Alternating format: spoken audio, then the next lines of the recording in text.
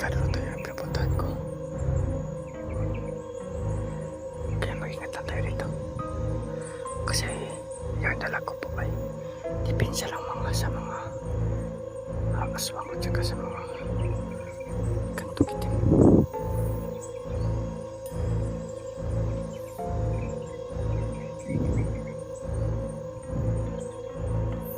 Parang may tao sa taas.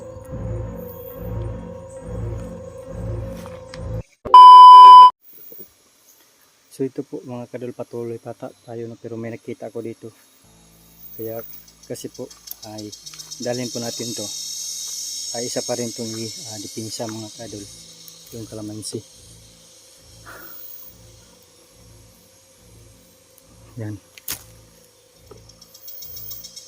Ang dami dito.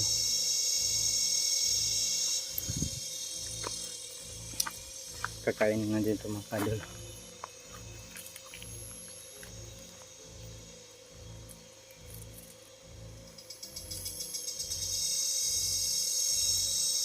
So tara, samahan niyo ako dito mga kadol. Kailangan natin magmasino sa paligid.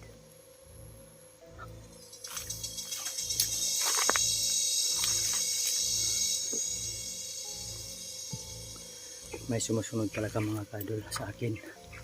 Pero huwag tayo magpatinag dyan. Kasi sinusundan lang po tayo kung bakit nandito ako. Kung ano ba yung ginagawa ko dito. Ayan, tumitindig pa rin. Kapag lagi pong tumitindig yung balahibo nyo, ay nakasunod yun palagi, no? Kaya mag-ingat pa rin tayo mga kadol. Sobrang tuktok.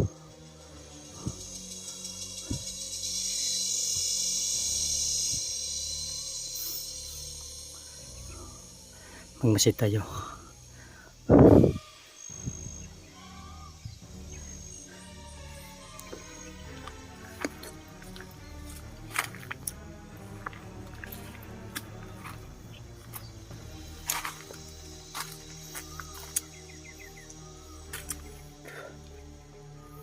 Parang may tao dito mga kadol.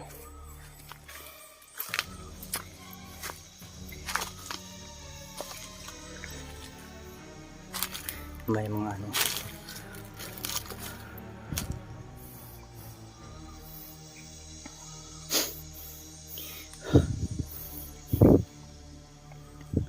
So ito po ay solo expression ko ito mga kadol, no? Pero parang may tao dito.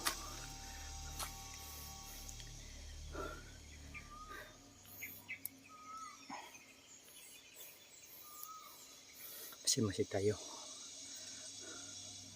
Baka biglaan tayong hampusin. O biglaan tayong papaluin mga kadol. Kailangan magmasid tayo.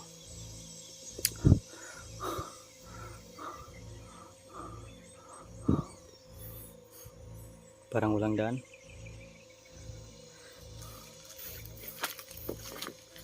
So yun, ay paalam ko sa inyo mga kadol kung bakit ako nandito. May pupuntahan po tayo ng isang kubo, no? Isang kubo nasa taas ng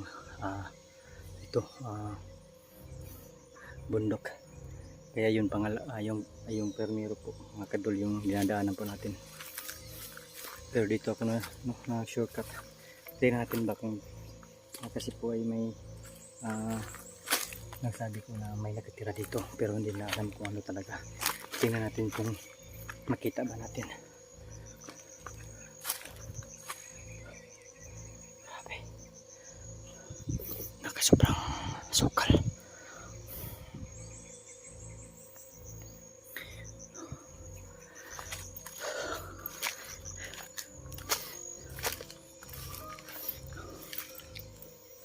So yan mga kadol, so sa lahat po mga Kamangkiting Adventure TV dyan, so yan, patuloy pa rin ako nag-i-explore, nag-adventure. So sana po ipakishare po sa video na ito. Pasensya na kayo mga kadol, ay ito po ay wala kayong makita, no? So yun lang po yung kung ano man talaga yung nasa video na makita dito, at yun lang po, no? At saka ano lang po, ay totoong adventure po ito, totoong inspiration po ito mga kadol. Walang pandaraya.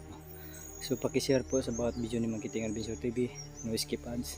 So patuloy pa rin tayo nag-adventure dahil marami na pong nanood sa video ko. Thank you po sa lahat. Thank you po sa pagmahal kay Mangkiting Adventure TV. So yun, patuloy lang po sa pag support, no? Sa lahat pong hindi pa nakasubscribe dyan, no? Please po pindutin lang po yung notification bell para updated kayo sa mga upload ni Mangkiting Adventure TV. So sa lahat ng viewers dyan, mga silent viewer, maraming thank you po sa lahat. So ngayon, dito po tayo sa bundok, adventure po tayo dito.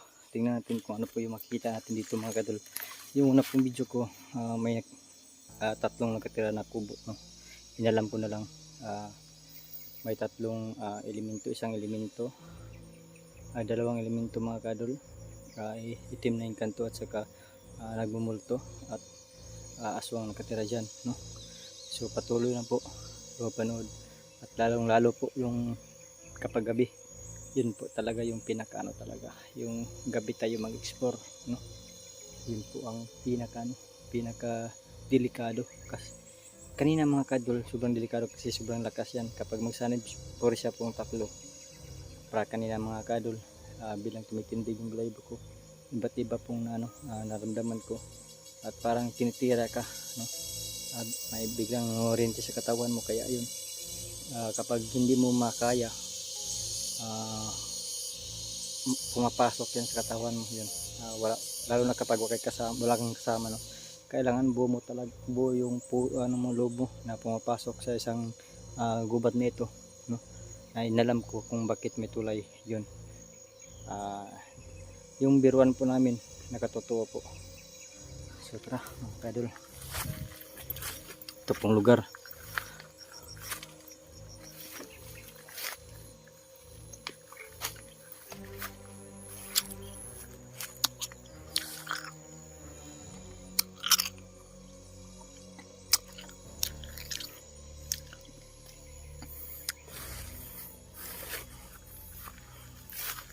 Parang may tao dito kasi may saging, oh.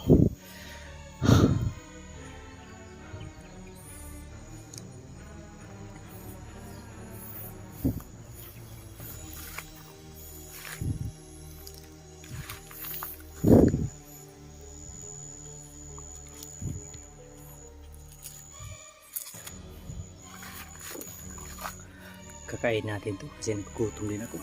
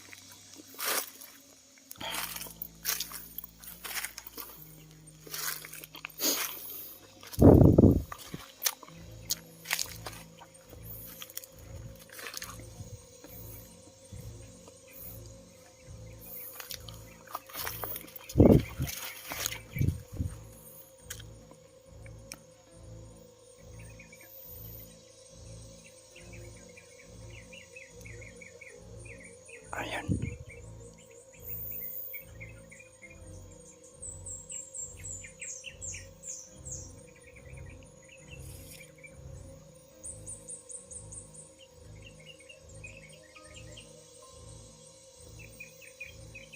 Ang dami natin madali dito. Sobrang delikado na tayo ang pinapuntahan ko. Kaya mag-ingat lang tayo dito. Kasi yung dala ko po ay depensa lang sa mga aswang at saka sa mga kantong itim.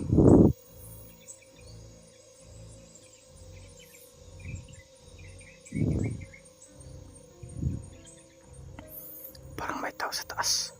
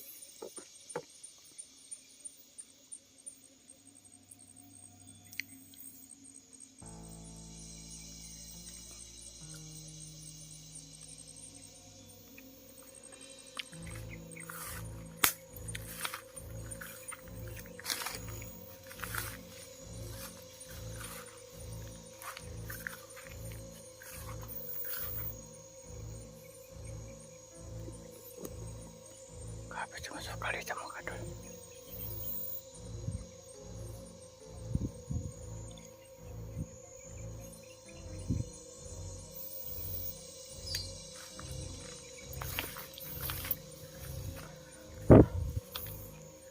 Baka na yung sumusunod sa atin.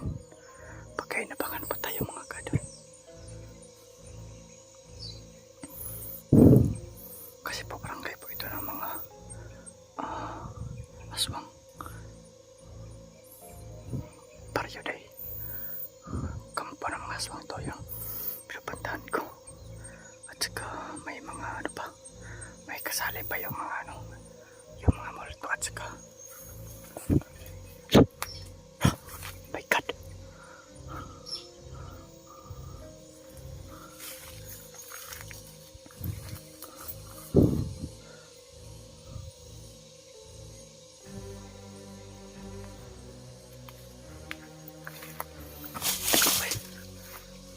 Ada pak.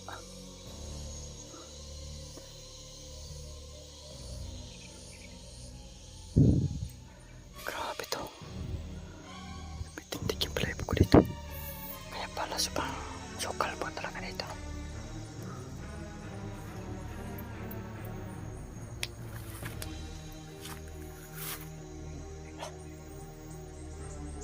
May motor pa ito.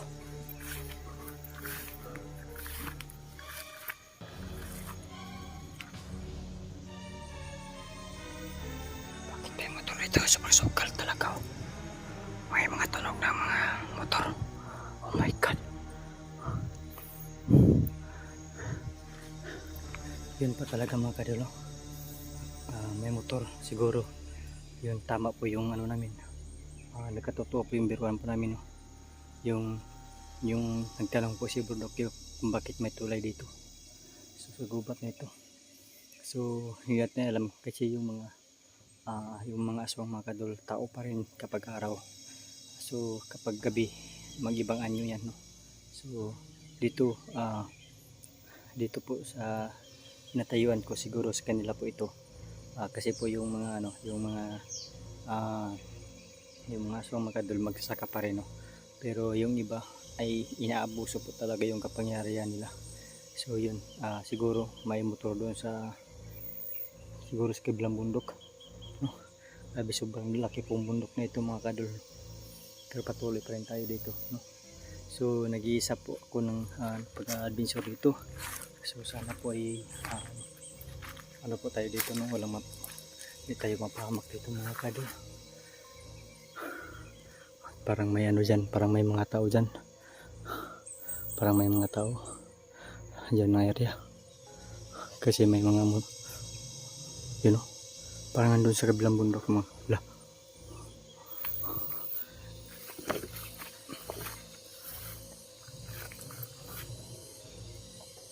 Oh my God. Sobrang ano mga kadol, sobrang sokal dyan. Siguro ang daming mga ano dyan.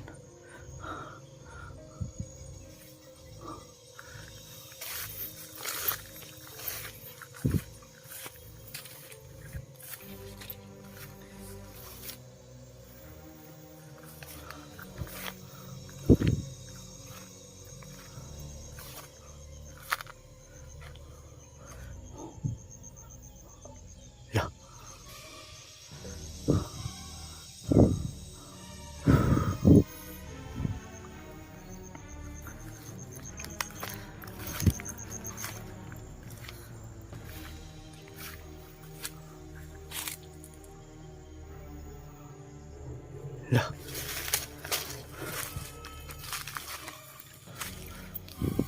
Parang tunog ng barko mga kadol.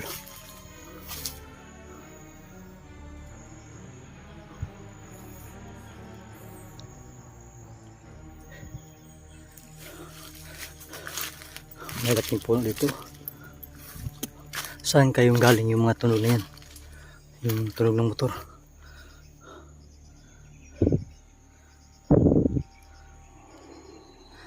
Parang dyan sa baba mga kadol.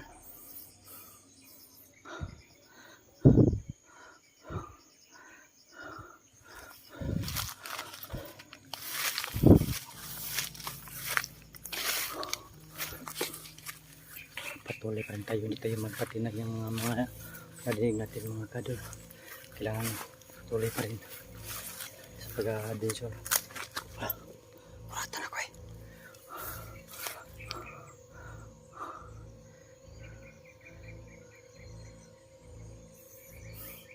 So may sumusunod talaga sa akin.